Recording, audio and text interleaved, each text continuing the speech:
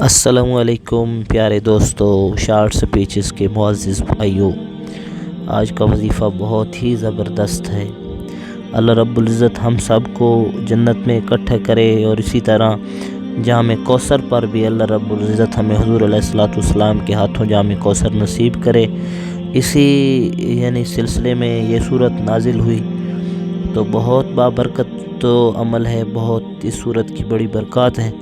اگر ہم اس صورت کو صبح نہار منہ کچھ کھائے پیے بغیر اول آخر درود ابراہیمی کے ساتھ 141 مرتبہ پڑھیں گے تو اللہ رب العزت ہمارے لیے رزق کو ایسے برسائیں گے جیسے بارش برستی ہے۔